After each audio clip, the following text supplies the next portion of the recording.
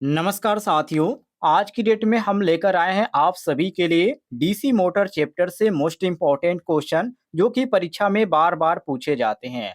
और यदि आप आईटीआई सेकेंड ईयर के छात्र हैं तो आप इस वीडियो को कंप्लीट देखिएगा, क्योंकि इस वीडियो में आपको हर एक क्वेश्चन के बारे में जानकारी दी गई है जो कि परीक्षा में बार बार पूछे जाते हैं। और ये question ITI second year electrician trade के छात्रों के लिए, कोई अदर ट्रेड के लिए नहीं है। तो चलिए क्वेश्चन स्टार्ट करते हैं क्वेश्चन नंबर 1 से। पहला क्वेश्चन आपके सामने है, क्वेश्चन नंबर 1, जिसमें पूछा जा रहा है कि डीसी मोटर की घूर्ण दिशा ज्ञात करने के लिए प्रयोग किए जाने वाला नियम है। ये काफी इजी क्वेश्चन है, सभी को मालूम होना चाहिए। फ्लोमिंग का बायां हस्त नियम। फ्लोमिंग का जो बायां हस्त नियम होता है साथियों, इसके द्वारा डीसी मोटर की घूर्ण की दिशा ज्ञात की जाती है। और यहाँ पर साथियों जो आपका सही ऑप्शन दिया गया है वो ऑप्शन नंबर सी दिया गया है। बाकी आपको कंफ्यूज करने के लिए यहाँ पर आपको फ्लोमिंग का दायां हस्त नियम भी देखने को मिल जाता है, कार्क स्क्रू का नियम देखने को मिल जाता है, और यहाँ पर डी ऑप्शन दिया गया उपयुक्त सभी। लेकिन आपका जो सही होता है साथियों वो ऑप्शन नंबर सी सही होता है, मिला लीजिएगा। आगे बढ़ते हैं। अगला क्वेश्चन आपके सामने, जिसमें पूछा जा रहा है कि डीसी मोटर में प्रेरित होने वाला विद्युत वाहक बल आरोपित विद्युत वाहक बल के लिए सहायक होता है या विरोधी करने वाला होता है, या न सहायक होता है और न विरोधी होता है। और डी ऑप्शन दिया गया है आर्मेचर धारा में वृद्धि करने वाला होता है। तो साथियों यहाँ पर आपका सही हो जाता है ऑप्शन नंबर बी, विरोधी करने वाला होता है। मतलब कि डीसी मोटर में जो प्रेरित होने वाला विद्युत वाहक बल होता है वो आरोपित विद्युत वाहक बल के लिए विरोधी करने वाला होता है। ऑप्शन नंबर बी आपका बिल्कुल करेक्ट आंसर हो जाता है। आगे देखते हैं अगले क्वेश्चन को। अगला क्वेश्चन इसमें यहाँ पर सूत्र टाइप का क्वेश्चन पूछा गया है, जिसमें पूछा जा रहा है कि डीसी मोटर द्वारा स्रोत से ली जाने वाली धारा की गणना का सूत्र होता है। देखिए, इस सूत्र को आप ध्यान रखिएगा, क्योंकि इस सूत्र से बहुत सारे सवाल भी पूछे जाते हैं एग्जाम में। तो इसका जो सूत्र होता है साथियों, आई ए बराबर भी minus E B upon R A होता है। ये सूत्र होता है, आप नोट कर लीजिएगा। और ऑप्शन में आपका कौन सा मैच कर रहा है, तो ऑप्शन नंबर ए मैच कर रहा है, जो कि पहले नंबर पे आप देख सकते हैं।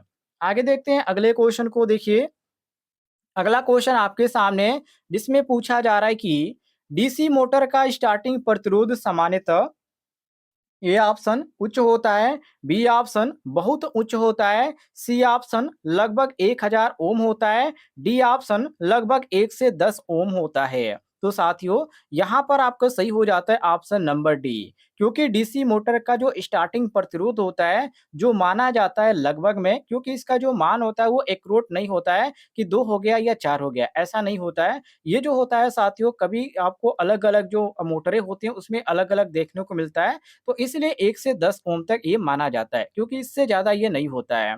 तो ऑप्शन में डी ऑप्शन आपको करेक्ट आंसर देखने को मिल जाता है। आगे बढ़ते हैं अगले क्वेश्चन को। देखिए, अगला क्वेश्चन साथियों आपके सामने, जिसमें पूछा जा रहा है कि यदि कोई डीसी शंट मोटर लोड रहित, मतलब कि बिना लोड पर अवस्था में है तो और कार्यरत है, और उसकी फील्ड वाइंडिंग ओपन सर्किट हो जाए तो क्या होगा। मतलब कि जो सर्किट होगा साथियों वो खुली रह जाए तो उस समय क्या देखने को मिलता है। ए ऑप्शन मोटर रुक जाएगी, बी ऑप्शन मोटर की आर्मेचर वाइंडिंग जल जाएगी, और सी ऑप्शन दिया गया मोटर शोर पैदा करेगा, और डी ऑप्शन मोटर की घूर्ण गति उच्च हो जाएगी। साथियों ओपन यहाँ पर बात करें, मतलब कि यहाँ पर सर्किट में कोई अदर नहीं जुड़ा हुआ है, तो हम कह सकते हैं कि मोटर की जो घूर्ण गति होगी वो बहुत ही ज्यादा हो जाएगी, मतलब कि उच्च हो जाएगी। इसलिए यहाँ पर साथियों हमारा डी ऑप्शन बिल्कुल करेक्ट आंसर हो जाता है। आगे बढ़ते हैं अगले क्वेश्चन को। देखिए, क्वेश्चन नंबर 6 को, जिसमें पूछा जा रहा है कि यदि किसी डीसी मोटर की सप्लाई टर्मिनल्स को आपस में बदल दिया जाए तो क्या होगा। ए ऑप्शन मोटर डीसी जनित्र की भांति कार्य करने लगेगा, बी ऑप्शन मोटर की घूर्ण दिशा परिवर्तित हो जाएगी, सी ऑप्शन मोटर की घूर्ण दिशा वही रहेगी, डी ऑप्शन मोटर जल जाएगी। तो क्वेश्चन समझने की बात है। क्वेश्चन में साफ तौर पे कहा जा रहा है कि यदि किसी डीसी मोटर की सप्लाई टर्मिनल्स को, यदि जो भी टर्मिनल है उसको आपस में बदल दिया जाए, तो ज़ाहिर-सी बात है साथियों, आपस में आप बदल देंगे तो जो घूमने की दिशा होगी वो क्या रहेगी? वो वही रहेगी। लेकिन मोटर पे ये खतरा रहेगा कि उसमें शॉर्ट सर्किट होने की बहुत ही ज़्यादा चांस रहेगी। तो ऑप्शन में यहाँ पर सी दिया गया है, मोटर की घूर्णन दिशा वही रहेगी। ये आपका सी ऑप्शन बिल्कुल करेक्ट आंसर हो जाता है। आगे बढ़ते हैं, अगले क्वेश्चन को देखिए। अगले क्वेश्चन में पूछा जा रहा है कि डीसी मोटर के साथ प्रयुक्त स्टार्टर का मुख्य कार्य है। मतलब आप ऐसे भी क्वेश्चन में कह सकते हैं कि जो डीसी मोटर होता है उसमें जो स्टार्टर का प्रयोग किया जाता है वो किस काम के लिए प्रयोग किया जाता है। तो इसका प्रयोग किया जाता है साथियों, जो स्टार्टिंग में धारा को सीमित कर सके, मतलब कंट्रोल कर सके। एक हद तक जितना उसका यहाँ पर कैपेसिटी है उसके अनुसार उसमें क्या कर सके, धारा प्रवाहित कर सके। तो यहाँ पर स्टार्टिंग धारा को सीमित करने के लिए स्टार्टर का प्रयोग किया जाता है। किसमें? तो मोटर के केस में, और ये डीसी मोटर की केस में ध्यान रखिएगा। ऑप्शन नंबर बी आपका करेक्ट आंसर हो जाएगा। आगे बढ़ते हैं, अगले क्वेश्चन को देखिए। अगला क्वेश्चन साथियों आपके सामने, जिसमें पूछा जा रहा है कि यदि किसी कार्यरत डीसी सीरीज मोटर की फील्ड वाइंडिंग अचानक ओपन सर्किट हो जाए तो क्या होगा? एक चीज़ ध्यान रखिएगा, जो सबसे यहाँ पर जो खतरनाक यदि बात करें, तो सबसे ज़्यादा जो यहाँ पर जो खतरनाक मोटर के नाम से जाना जाता है, वो आपका होता है साथियों सीरीज मोटर। ये आप इस तरह आप दिमाग में बैठा लीजिएगा। और यहाँ पर यदि बात किया जा रहा है कि डीसी मोटर की वो भी डीसी सीरीज मोटर की यदि फील्ड वाइंडिंग अचानक खुल जाए, तो ये जो मोटर होती है रुक जाती है, कोई भी दिक्कत नहीं है। तो यहाँ पर आपको और भी बहुत सारे ऑप्शन दिए गए हैं, जैसे कि मोटर की घूर्णन की गति बढ़ जाएगी और मोटर रुक जाएगी। सी ऑप्शन है मोटर की घूर्णन गति घट जाएगी। डी ऑप्शन है मोटर की घूर्णन गति अप्रभावित रहेगी। तो ये आपका डी ऑप्शन बिल्कुल करेक्ट आंसर हो जाता है, मिला लीजिएगा। और किसी भी क्वेश्चन में साथियों आपको किसी भी प्रकार का कोई भी कन्फ्यूजन हो, तो कमेंट बॉक्स में पूछ लीजिएगा, आपको जानकारी मिल जाएगी। और ऐसे आप डेली क्वेश्चन पढ़ना चाहते हैं तो इस वीडियो पर एक लाइक कीजिएगा, और इस वीडियो के नीचे आपको एक रेड कलर का बटन दिख रहा होगा सब्सक्राइब वाला, उसे ज़रूर दबाइएगा। चलिए, आगे बढ़ते हैं, अगले क्वेश्चन को देखिए, क्वेश्चन नंबर 9 को। जिसमें साथियों क्वेश्चन नंबर 9 में पूछा जा रहा है कि किसी डीसी कंपाउंड मोटर की विशेषताओं में बिना किसी परिवर्तन के उसकी घूर्णन दिशा परिवर्तित करने के लिए क्या किया जाता है? A option series field winding के संयोजन परिवर्तित करते हैं या करें। B option shunt field winding के संयोजन परिवर्तित करें। सी ऑप्शन स्रोत टर्मिनल के संयोजन परिवर्तित करें। और डी ऑप्शन है आर्मेचर वाइंडिंग के संयोजन परिवर्तित करें। तो साथियों यहाँ पर आपका सही हो जाता है ऑप्शन नंबर डी। डी को ऑप्शन को ध्यान से देख लीजिए, जिसमें साफ तौर पे लिखा गया है कि आर्मेचर वाइंडिंग के संयोजन परिवर्तित करें। मतलब कि साथियों यदि डीसी कंपाउंड मोटर की यदि विशेषता में यदि सबसे बड़ा जो यहाँ पर विशेषता इसकी होती है, जो कि बिना परिवर्तन के यदि घूर्णन की दिशा में परिवर्तित करने की, तो वो आर्मेचर वाइंडिंग को संयोजन परिवर्तित करें। ये आपका सही हो जाता है option number D correct answer. आगे बढ़ते हैं, अगले क्वेश्चन को देखिए, क्वेश्चन नंबर 10 को, जिसमें पूछा जा रहा है कि 120 वोल्ट पर कार्य करने वाली डीसी मोटर में विरोधी विद्युत वाहक बल का मान यदि 110 वोल्ट हो, तो 0.5 ओम प्रतिरोध वाले आर्मेचर में कितनी धारा प्रवाहित होगी? यहाँ पर ये जो है साथियों काफ़ी ईज़ी यहाँ पर क्वेश्चन है, आप इसको ज़रूर लगाइएगा। और यदि आपका आंसर आ जाता है तो कमेंट में ज़रूर बताइएगा आपका आंसर कितना आया। क्योंकि यहाँ पर मैं मोबाइल के द्वारा आपको ये जानकारी दे रहा हूँ, पढ़ा रहा हूँ, तो स्क्रीन पे यहाँ पर बताना थोड़ा-सा मुश्किल हो जाता है। सभी लोग लगाकर बताइएगा कमेंट बॉक्स में इसका आंसर कितना आता है। आगे बढ़ते हैं, अगले क्वेश्चन को देखिए। अगला क्वेश्चन आपके सामने, जिसमें पूछा जा रहा है कि किसी वैद्युतिक मोटर की नेम प्लेट पर अंकित शक्ति होती है। ए ऑप्शन शाफ्ट पर उपलब्ध शक्ति। बी ऑप्शन मोटर द्वारा ली गई शक्ति। सी ऑप्शन इनपुट शक्ति। डी ऑप्शन कुल शक्ति। तो साथियों यहाँ पर आपका सही हो जाता है ऑप्शन नंबर ए शाफ्ट पर उपलब्ध शक्ति। ये ऑप्शन आपका करेक्ट आंसर हो जाता है।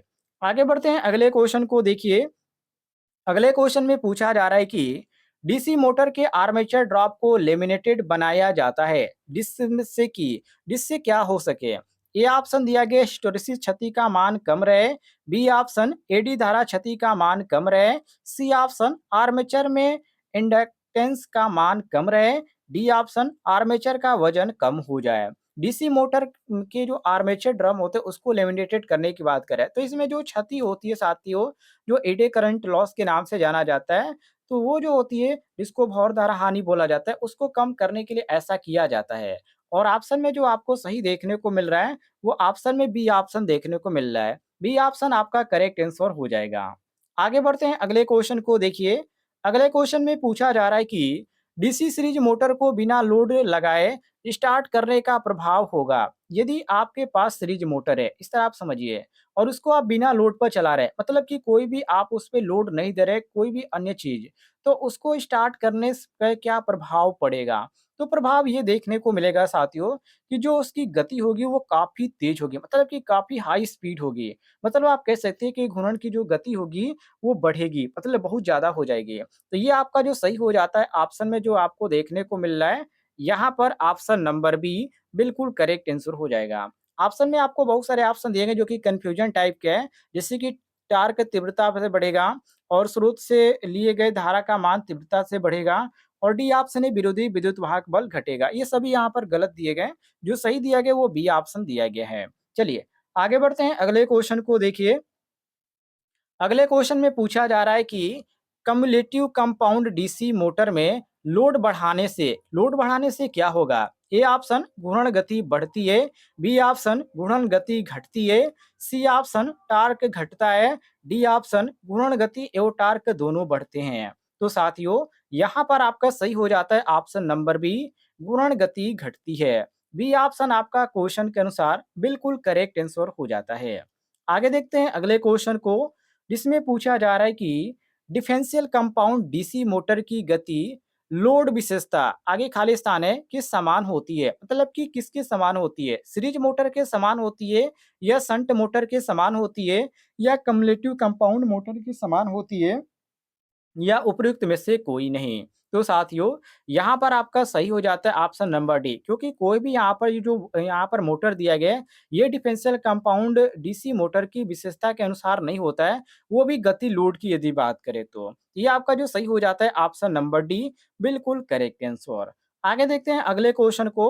अगले क्वेश्चन में पूछा जा रहा है कि shearing machine, punch machine, press machine, elevator, conveyor एवं रोलिंग मिल के लिए सर्वाधिक उपयोगी मोटर है, मतलब कि ये जो मशीनें होती है इसमें ज्यादातर उपयोग करने वाले मोटर कौन से होते हैं?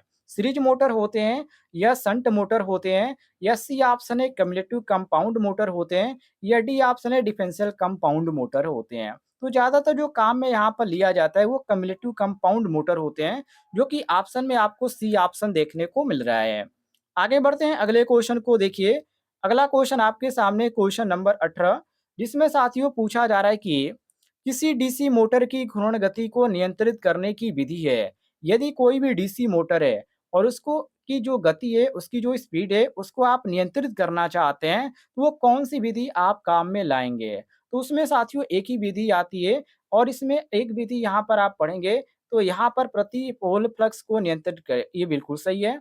और यहाँ पर बी ऑप्शन भी दिया गया कि आर्मेचर सर्किट का प्रतिरोध नियंत्रित करे, ये भी बिल्कुल सही है। और स्रोत वोल्टेज का नियंत्रण करे, ये भी सही, मतलब कि ए बी सी ये सही हो जाते हैं। तो हम यहाँ पर डी ऑप्शन मारेंगे, उपयुक्त सभी ऑप्शन क्या है? बिल्कुल सही है। आगे देखते हैं अगले क्वेश्चन को।